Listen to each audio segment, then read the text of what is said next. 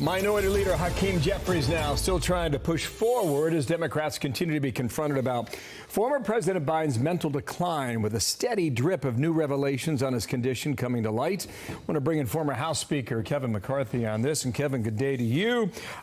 You noted it. I remember hearing it from you back in the day. Chris Murphy, Democratic senator, says no doubt. He says there's no doubt about it. The debate is whether it was enough that it compromised his ability to act as chief executive. Now, there's a bunch of books out there right now. Maybe there's more coming. Off the top of my head, I can't think of one, but perhaps that happens. At which point do Democrats finally shake this? Because it's just a cloud that's moving over them every day.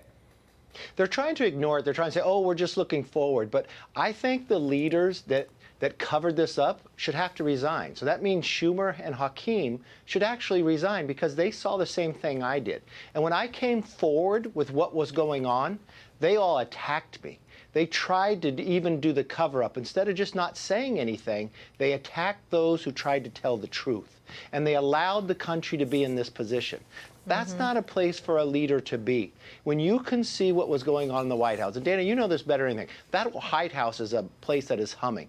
Under Biden, nothing. It is so quiet. And then when you had meetings with him, you had a different meeting every time. But there's times his mind was not there. That he led me into the swimming pool one time. Another time he was dazed that he saw his wife Jill. And why did Jill have to be in so many meetings? Unlike others, you were honest about what was happening. You told people what you saw. No, so yesterday, we don't have this sound, but Jake Sullivan, who's a national security advisor, he's being interviewed yesterday, asked if he ever noticed anything. And it's reported in the book that a couple of times the president looked at him and called Jake Sullivan Steve.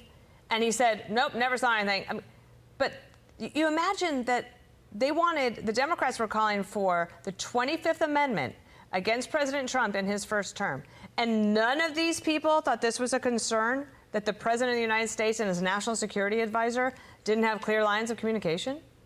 No. But the worst part is, privately together, they acknowledged his problems. They made jokes about it. They said he was our zombie. This is the highest leaders in the cabinet would say this about this president, because they would talk about him not recognizing him, calling him by a different name, and then go out and attack those who ever brought it forward.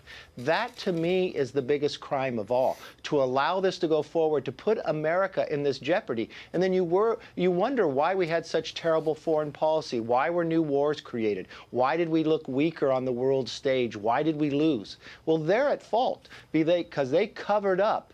And this is a country that if somebody falls behind, somebody else is elected to step into that position.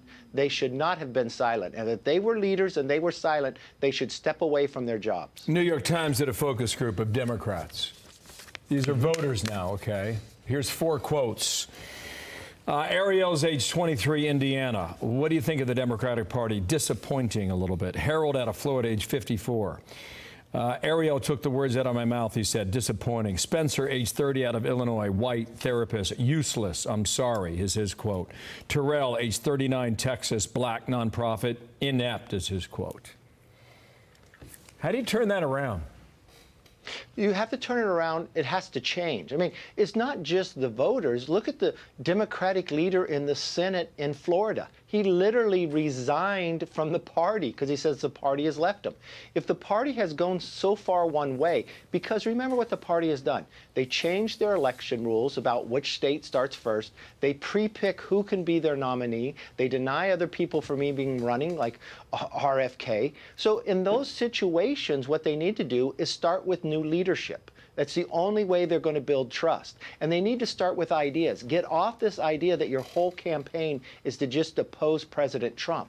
Go out and talk about policies. And for the first time, I saw a few Democrats literally crediting President Trump with his foreign policy trip he just went on. Finally, they're only waking that up because their own voters are telling them, you're being dumb and we're voting for somebody else. Sorry to jump in, but I do want to get you on record with this topic. Let's just play from Speaker Johnson. He's trying to get a big, beautiful bill done. You know how this goes. Let's play his sound here. Meeting you were having with folks inside there, go. Forward progress. We're going to look at some numbers tonight and keep this thing moving forward. So there's no guarantee that you're having a budget committee meeting tomorrow? We're having a budget committee meeting tomorrow. That's the plan. What if it doesn't get out of budget tomorrow? It'll get out of play. You're confident? I'm confident. Any words of advice, or either for him or for us, on how we cover this? Because I've decided not to look at it for a couple days, but it seems like President Trump is now being called upon to weigh in and bring these people together. Well, nothing ever passes unless President Trump's behind it. But first and foremost, this bill is going to pass. Because think about it. It's not like it's a brand new bill. All this is doing is codifying the tax code that we have. So if you vote against this bill, you're raising taxes. If we're concerned that Chip Roy is complaining about a bill, wait till Monday, he'll complain about the next bill. This bill is going to pass the budget. This bill is going to pass the floor next week. There's no other place. Now, if the Speaker asks for my advice, structure dictates behavior. What you should have done is work these problems out in the room with the people you're talking to now a month ago. And that way, once it passed the floor, once it passed the committee, it'll pass the floor. It's just, you need to work these problems out. But this bill has to pass. No Republican can sustain themselves by voting against it. All you're doing is raising taxes, and it's the president's promise, no tax on tips and others.